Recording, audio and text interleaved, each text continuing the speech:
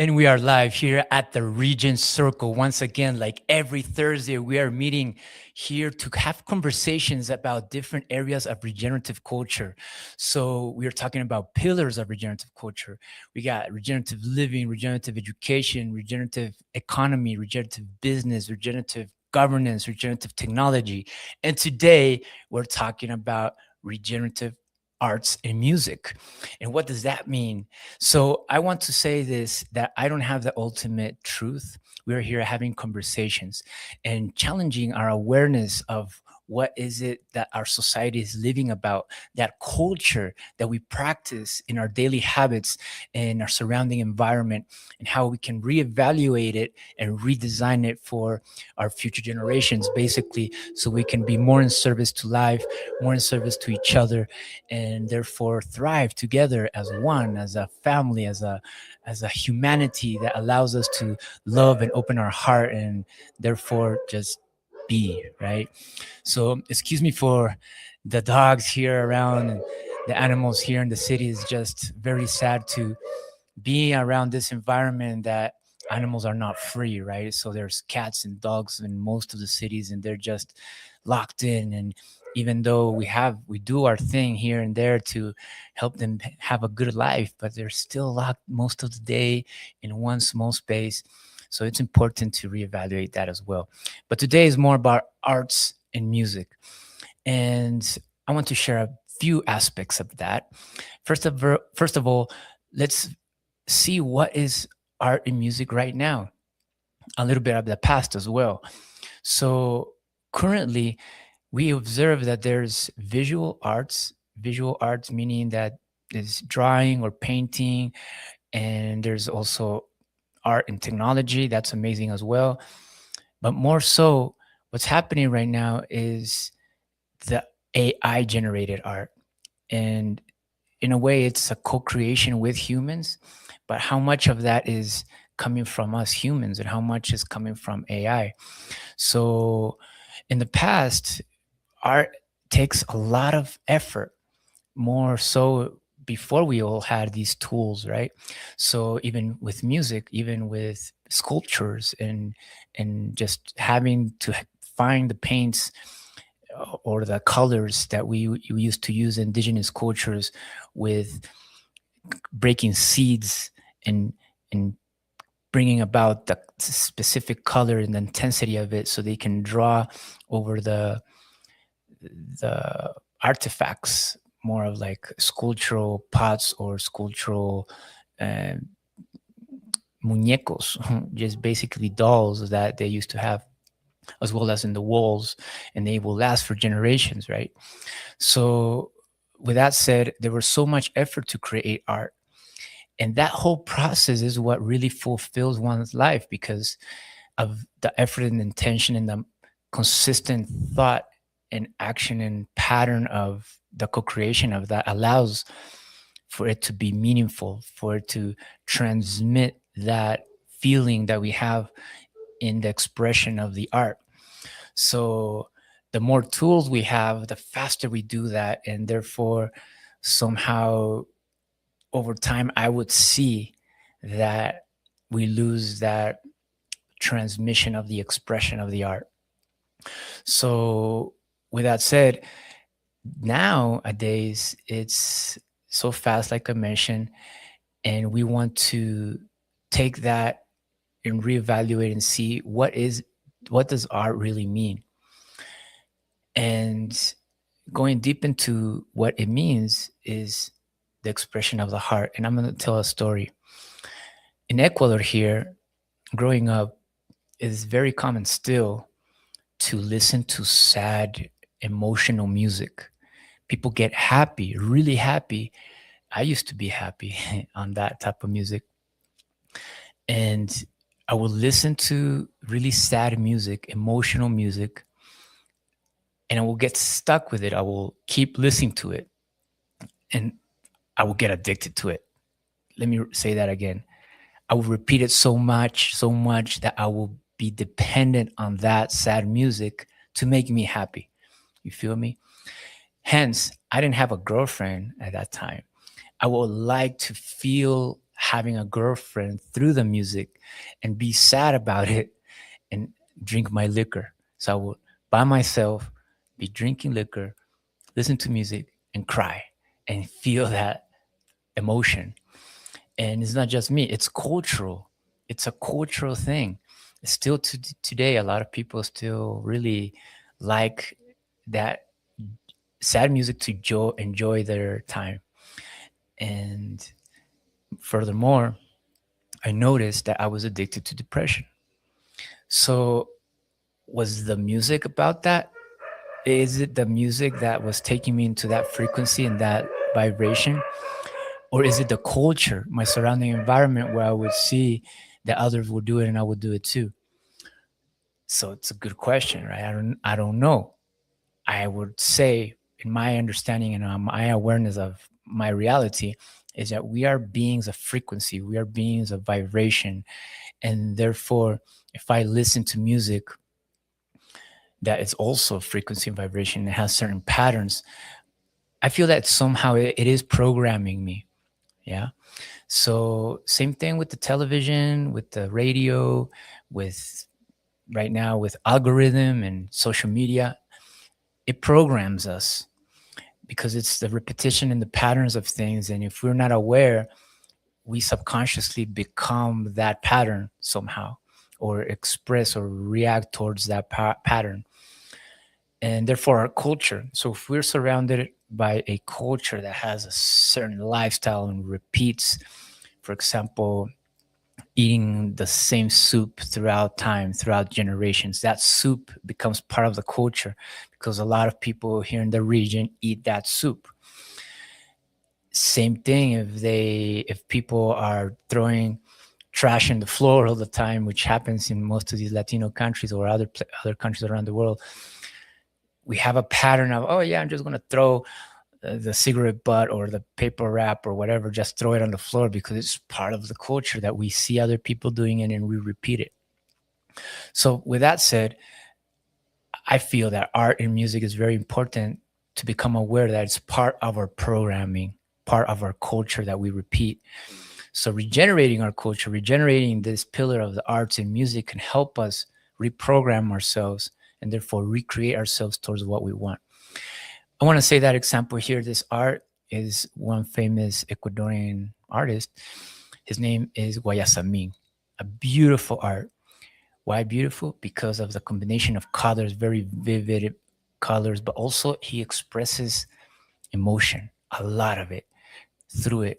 Some really unique ways of expressing sad and somewhat happy, but mostly is like loving, like partner couple type of emotion.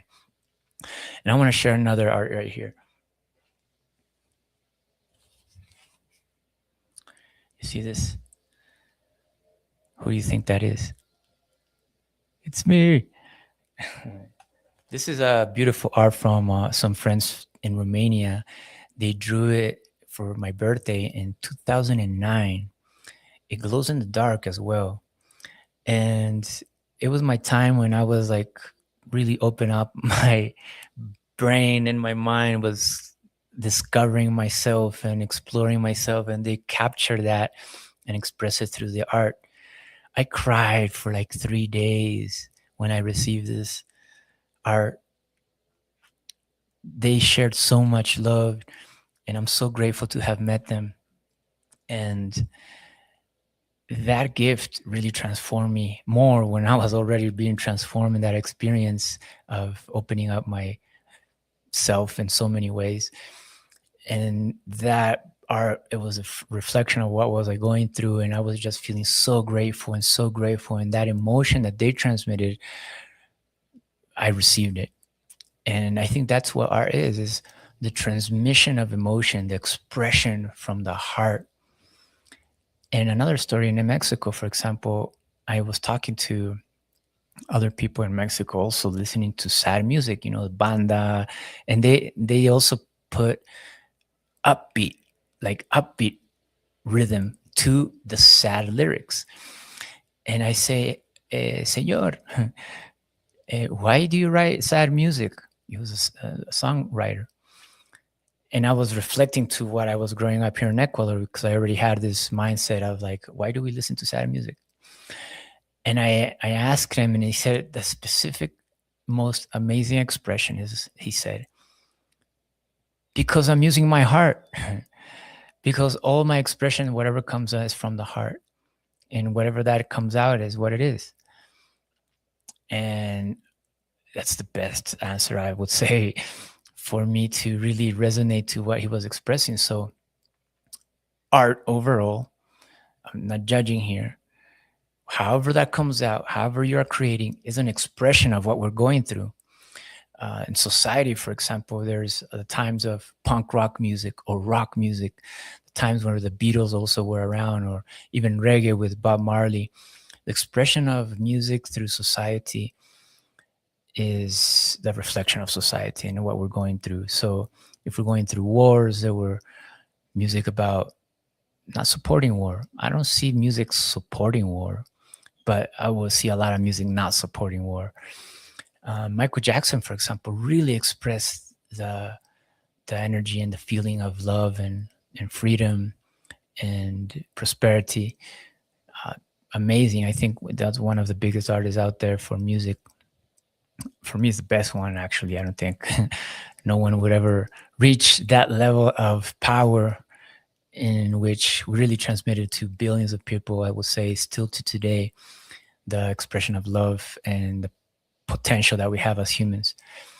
So, moreover, when we see that music has so much power, don't you think it can also be used for manipulation?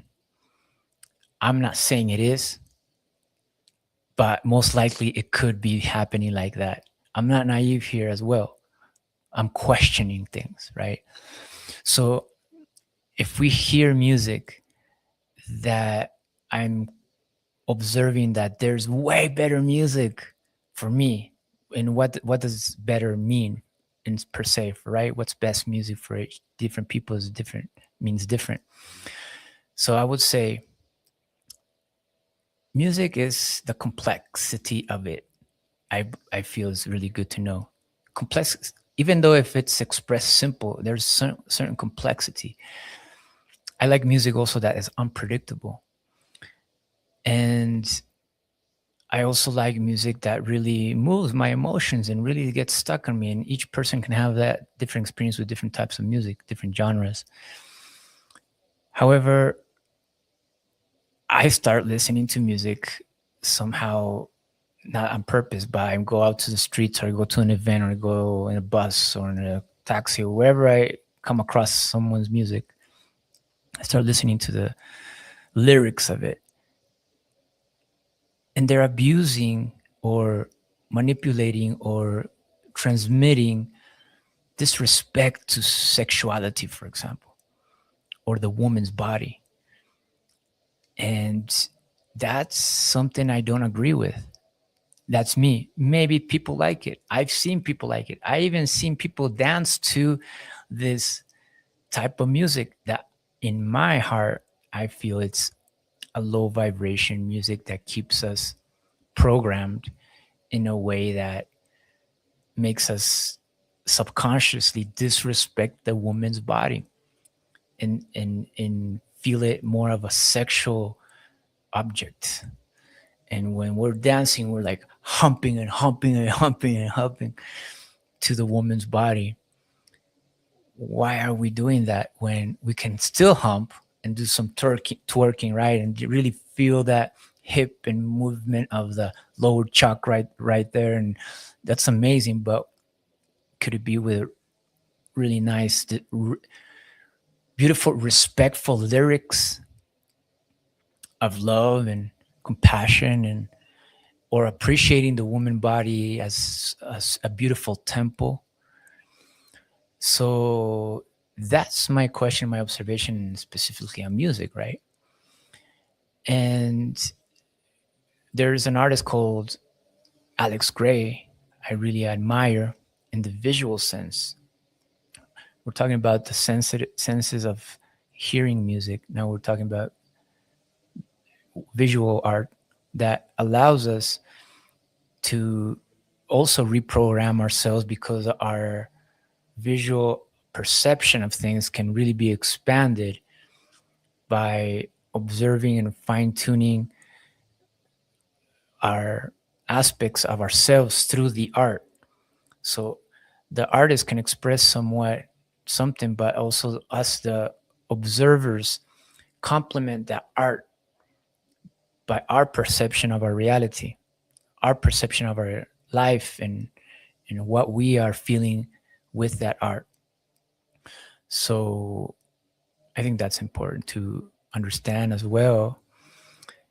Recently, I came across really important aspect of platforms in today's technology world that are abusing artists by not recognizing them like they should be, as well as not paying them as like they should be. And yeah, supporting art. Spotify is not cool because that's what I'm saying. Abuses artists, don't recognize them, just use them to suck content, doesn't pay them well, and all the money they're making supports war. So, not that only that platform, there's many others. What if we have platforms, which they are, and I'm going to name a few here real quick, that support artists? They're artist owned, they're like cooperatives. They actually push back or don't use any AI content. They frame themselves as artists first, and therefore they stream with a better contribution, money contribution back to the artist. There's Bandcamp, there's Qobuz, Qobuz. There's Tidal or Tidal, Tidal, Ampled, Resonate, and just to name a few, you can look that up. For visual artists, there's aren.na, r.na. And yeah, there's ways how we can find alternatives where we actually support the artists. Or even better, if you support them directly, if you go to their website and buy their art, hang them on the walls, and really support the artist, buy their music, buy their sculptures. If you go to another country as a tourist, I don't want to say tourist, but like as a traveler, you want to support the local art as much as possible. And don't please negotiate with the artist. Just pay what they're asking for. And if you can, give them more. And if you can, share their art with others. And why we buy art is because it allows more art to exist. And before societies, we were surrounded by art. There were used to be really beautiful architectural buildings that express in detail really a beautiful art, and doors and furniture and just the art was all over the place. But now we prioritize convenience, we prioritized uh, productivity and efficiency more than art, and we've been losing that aspect of our power, because if we're not surrounded by art, how can we get inspired to create more art, right? So we want to be surrounded by art. We want to keep buying art, music, paintings, sculptures, clothing is art as well. Food is art. Everything can be art. The words we use can be in a poetic sense more as well. So the more we find ourselves being expressive, the more we activate neurons of our brain so we can create more. We activate not just listening or be surrounded by art, but when we create art. So creating the art, expressing ourselves through art, and letting ourselves be driven by our inner guidance without thinking. The less you think, the more we can create. And this is true for many of us. And it's not the only way we can create, but definitely there is something more than just our brain that guides us to the creation of that expression. So let us practice more of that. Let us participate so we can really feel that energy of art in our lives. So that's what we're talking about today here.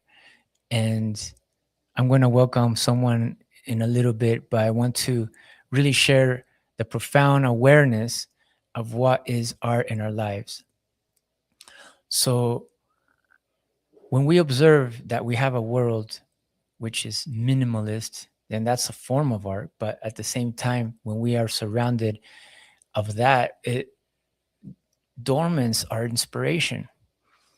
And if we lift ourselves with more expressive awareness and joy and and even if it's sad or even if it's anger, but we express it not by reactivity, by creativity. Again, not reactivity, but by creativity, allows us to transform the expression or alchemize the feeling that we have towards creating something beautiful, something that helps others also transcend and transform that emotion. Because sometimes one of our biggest aspects of humanity that we it has been limiting us is holding emotions in us, thus having these traumas or something like that. We hold it for so long and we don't allow it to open up open up our heart and express it. Even yelling it out in the air, yelling it, doesn't matter who listens to you. We yell it, we express it, we sing it, we make noise with our hands, like hitting something like a drum. Whatever that is, we are alchemizing that emotion that we have. So moving forth in our society, when we have in Ecuador, for example, there's a lot of art from our ancestors. There's a lot of art from the history here, which means that this is allowing us to understand our culture. When we're surrounded by culture, we are surrounded by something meaningful, expressive from our ancestors. So we take that and we expand it even further for the future generations. Hence, culture also carries traumas. Okay. So if we are understanding the history of our country, of our region, we can see, we can feel till today that there's cultural trauma because of the reactions people have when other cultures come about or other people from other countries come about. And for example, there's a lot of pain and suffering when the Spanish came to Ecuador and the indigenous culture was affected by it. And still to today, they are being kicked out from the territories. And therefore, we can see that there's still distrust from the communities. Even so, I'm Ecuadorian, I still have this white skin and beard, and I kind of have this Spanish presence, right? So when I am in the Amazon jungle, there's communities there that they're not open to talking to me. They're not even saying hello. You feel me? They're, I'm friends with few of the indigenous cultures there that are very open and they're very friendly and welcoming. But when we're in gathering in a, let's say in a governance meeting, I have no word. They don't want me to participate at all, and I'm okay with that. I understand where they're coming from with it. So yeah. With that said, becoming aware of our culture, becoming aware of the arts expression of our history, allows us to step up in our time right now to become more expressive, to create more art, and to support more artists directly. And there's platforms that allows us to do that, as well as making sure that we are supporting by listening, or I don't want to say consuming, but I want to say using or participating with local artists or international artists that are creating it, instead of turning on YouTube and let AI generated music just take control of everything. Or Spotify, just let AI generated music become what it is. And even though it's really good, it sounds amazing and you love it, let's reevaluate that, because the more we do that, the less we appreciate artists that are co-creating the expression of themselves and their groups, their culture. So we want to reevaluate that. Now, let's move forward to different types of music that allows us to understand what's happening. Again, punk rock back in the day was a form of expression of rebellion.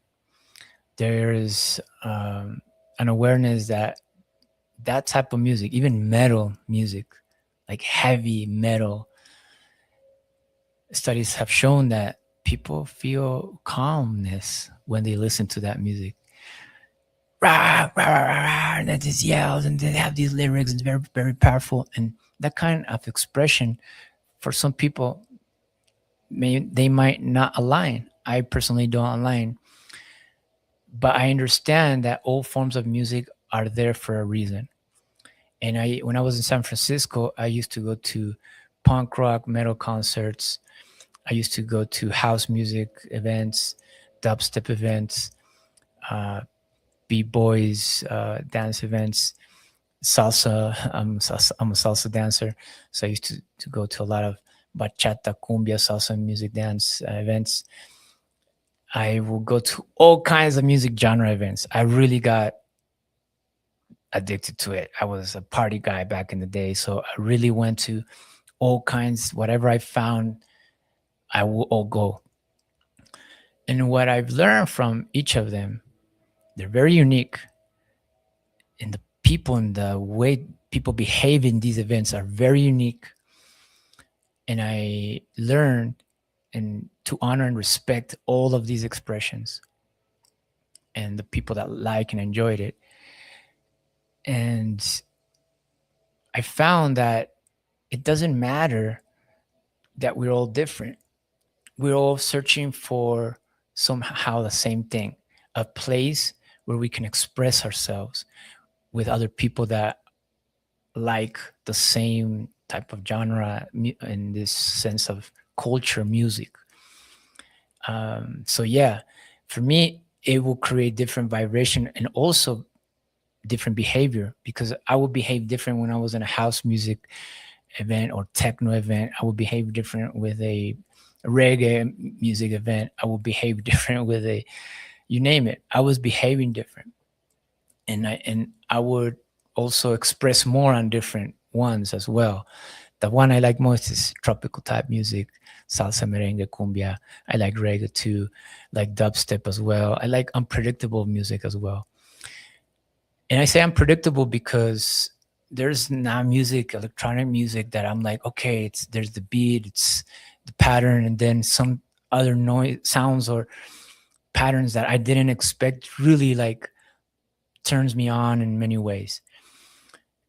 And that helped me observe that the opposite of it, which is people that listen to the same music over and over and over and over and over again for years and years and years. I respect that.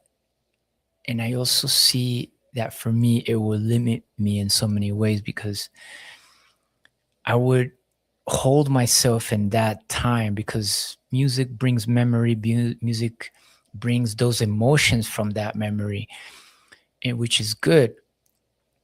However, if it's over and over and over, and I will listen to the same music, the same albums at the same time of the day, every day, or that pattern goes over the years, I feel that we are putting ourselves in a limitation where it doesn't allow us to grow. to our next level of evolution, in a sense, because we're not opening ourselves up to more patterns in our brain, more feelings. It's kind of like watching the same movie over and over and over, or reading the same book, which you can learn each time you read the same book. But after 3 or 4 or 5 or 6 or 7 times of reading the same book, you can memorize it even. However, there's more growth available, and we want to expand that, I would say. Yeah. So all these observations allows us to really expand our awareness of arts and music, and allows us to really dive deep into the exploration of who we are, what we're here for. So going deeper in what is art is allowing us to evolve. Art is evolution, in my awareness. Again, this is a conversation. Let's talk. Send me messages. Tell me what you think about art. Let's jump on a podcast or meeting sometime, and let's go deeper on art. For example, theater. If I become an actor, I am using my personality, right? I have a persona. I'm someone that's unique. I'm not trying to be someone else, right? So the more I find myself in my authenticity, I start discovering that I can be playful in the world. So if I start practicing theatrical expressions, which means that, let's say, practicing for a obra de teatro, which means for a presentation, and I would be directed to become a person that reflects anger. So I would take this type of energy and this personality, and I'm like mad right now because of all these things that are happening in the world, and I want to really make sure everybody feels my expression because I'm pretty mad right here, and I keep building that up more and more and more and more. Let's express sadness, and it's really feeling in my heart that I didn't get to eat today because my partner is really mad at me because I'm not good enough for her, and I'm not a good actor, right? I could be. And with that sense, when I do that on purpose and I'm acting through that expression, it really challenges me to explore more my emotions that I don't get to practice often, which the more if I practice that emotion, let's say I start expressing sadness, that sadness can really build up and really help me bring out what I have inside that I've been holding back.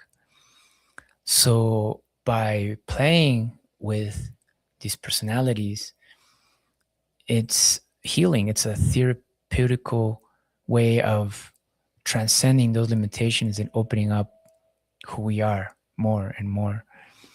And yeah, there's anger, there's sadness, there's happiness, there's joy, there's so many types of, can't bring them up right now, but I'm sure there's a map. I remember I seen it somewhere. Could probably look it up and send it to you all. There's a map of emotions that we can observe in nonviolent communication, for example. Like, what is it that need that is not being fulfilled right now that brings out these emotions?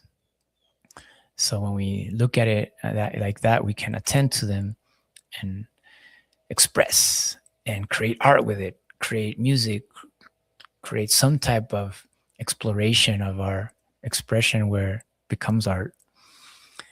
And in general, also, I would say everything is art. Everything that we create is art. A house, even if it's a box, white, square looking house, it's a form of expression. We created it, Someone wanted to, build it, and the builders are creators too, so it's a form of art.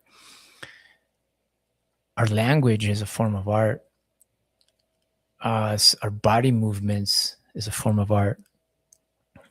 Maybe subtle, so like really mild, like, but we can express more and more when we play with it more and more. So that's allowing us to understand our power. It's powerful. We're creators here. So let us use the power that we were born with. And this is very important because society or cultures don't teach us that, or don't remind us that we have that inside of us. We're co-creators of this reality.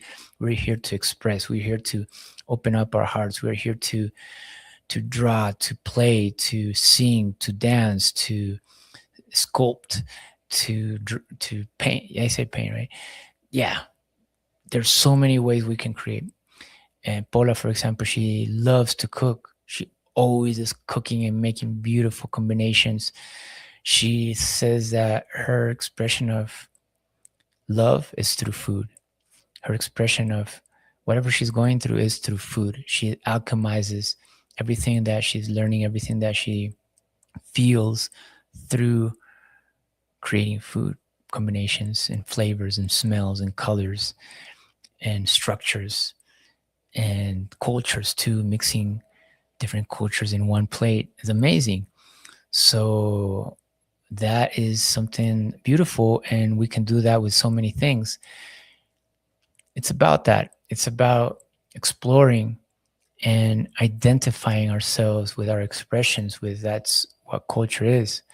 For example, there is clothing that expresses our artistic personalities from different regions. Hence, that's culture. For example, in Ecuador, we dress certain ways with specific patterns. In Colombia, there's similar patterns, but they're unique to Colombia. In Mexico, there are unique patterns to Mexico culture. And same thing in other countries, in Europe and in Asia. So each country, each region, and even though within Asia or within Europe, within here in Ecuador, there's unique forms of art according to wherever we come from. And that is what we want to remember so we can apply in our time today, and it can plant that seed, that root for future generations. Because if we have this painting and I take it, for example, to the US or Mexico, and I want to share it, say, hey, this is a representation of Ecuadorian art. And people will understand and love it because that's what it is. And I can take that art with me. I take art with me in my dress. I'm today wearing black, but and black is not even a color apparently. And I don't know how can we see it then. But then it's understanding how we can understand our eyes in the perception of the colors that we have with our eyes, our perception of our geometry that we have with our eyes, and how we can use that to create art and transmit the feeling of it and receive the feeling of it. Nature, for example, don't you think nature is paradise, right? You see a landscape of a beautiful mountain, beautiful waterfalls or rivers or ocean. That is art because it's so beautiful. Then you see a flower and then you smell that flower. That is art. That's the creation of our reality through an artistic expression of emotions, of being, and that inspires, that really activates our power. It allows us to find ourselves in this reality. We find ourselves in this reality. Like, why are we here? What are we doing here? What's up? And when we see art, we're like, oh, now I understand why we're here. We're here to experience art. We're here to experience beauty.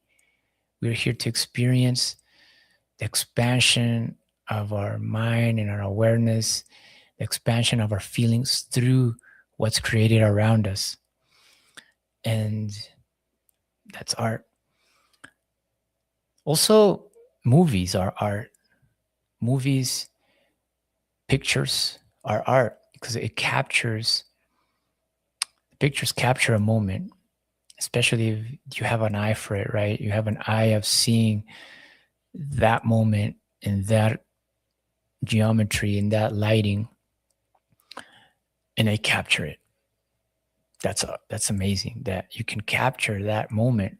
It's not easy, right? In a movie or a documentary, even just create a story. Creating a story is art. Even if it's writing, even if it's a book, it's art. And when we express through a film, a movie, you can create anything you want. You can transmit anything you want, the message you want, anything. And that's the beauty of that. Writing a book, bringing all that knowledge, all that experiences, your own experiences, you express it through a book. That's amazing. That's fulfilling for oneself. Hence, I'm writing a book, by the way. And then poetry. Poetry is just another level of expression because putting into words, kind of like creating lyrics for a song. And you bring in different rhythms and also transmit the combination of the language, which language is patterns of expression, patterns of information that transmits something to the other person. Emotion, basically, it's full on emotion or awareness, both of whatever that is, that message is, or that feeling is. So, wow, we've talked about so many ways of understanding art and remind you that we all have the ability to create so many forms of art all the time, wherever we go. So, solving a problem is art because we are activating our creativity. We are bringing the information that we have and we solve the problem. So, when we come into this world, nobody reminds us that we have art in ourselves, in our capacity, and we dormant. We basically put it aside and say, hey, that doesn't make money. Art doesn't make money. Don't use that. But it's like, wait, what is art? Art is everything I'm doing every day, every decision and action I'm making every day, everything that I'm doing, everything I'm creating, everything that I'm solving, everything that I'm moving through is part of my expression from the heart. And therefore it's art. So let us allow that to move forth, to activate, to become more vivid, which is there and has always been there. So, yeah. What else can I say? With that said, I'm going to be finishing up right now with a beautiful poem that I want to share with you all. Since we're talking about regenerative arts and music. And this is an expression. I have a few poems, and it's an expression I had. I woke up one day and I wrote this poem without ever writing a poem before or even writing anything other than school stuff. And this was happening around 2009, 2010.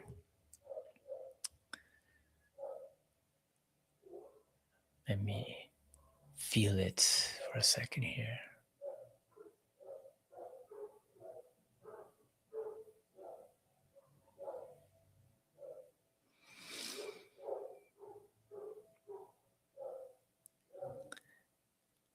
Listen. Listen. Listen to me now, and let me tell you how. All the circuits of my brain are messed up all around. When I see trash in the ground and GMO coming through my mouth, and I ask, Doesn't all this come from a past plan? It's not hard for me to know what is true when all the problems are in front and all around me and you. And I don't know what to do. I'm even scared of food. I just know I want to move. To move forward with a new reality, live in peace and harmony. It's really where I want to be. To create and regenerate, letting go of hate and feeling good about what I ate. In the meantime, to feel humble and not stumble upon with all these problems, but just moving on, working my body, my mind, and my soul, and accomplishing more than just reaching my goals. Sometimes I feel the urge to just leave and run, wishing all these problems that could just be gone. But I'm in an interesting moment in life where I feel that a knife is pushing me to the wall, leaving me with no choice than just to fix it all. And this includes with you or my family. My community is really who I want to be with and live with. For the kids of my kids and the kids of your kids. For all the kids now. The future are the kids. Yeah.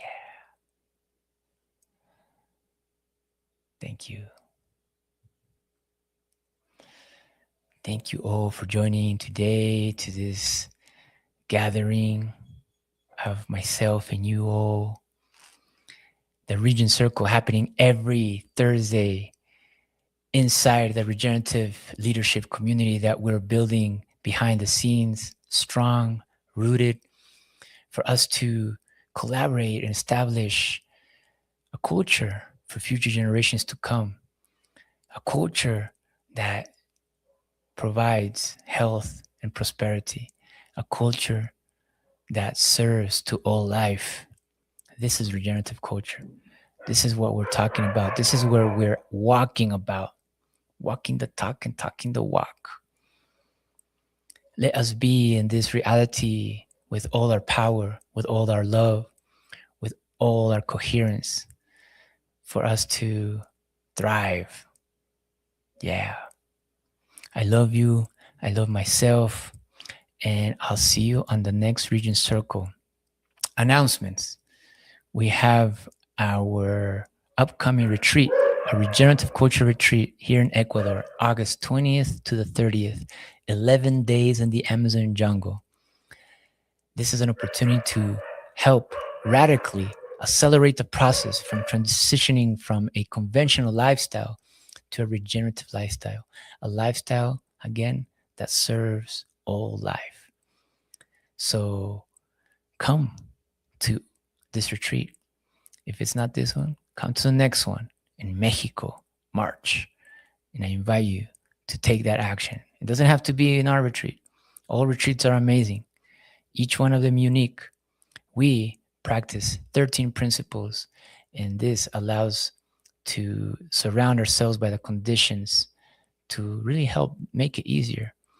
Because when we're surrounded by a good amount of people that are like-minded, like-hearted, like-souled, and surround ourselves of quality, best quality food, nature, art, then we can grow and heal and transform and just be in peace.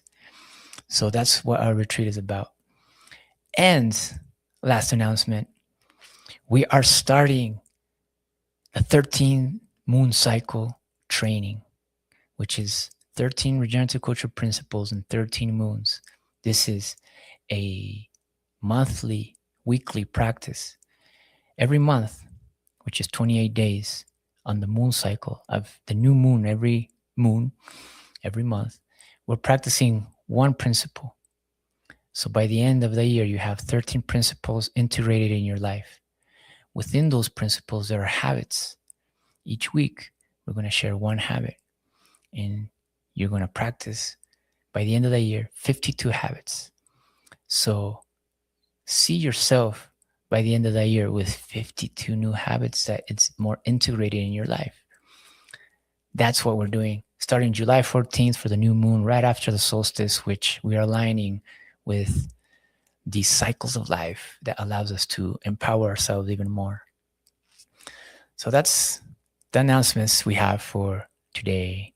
Thank you for connecting again. And I'll talk to you. I'll see you. I feel you next time. Muchas gracias. Peace, love, and prosperity for all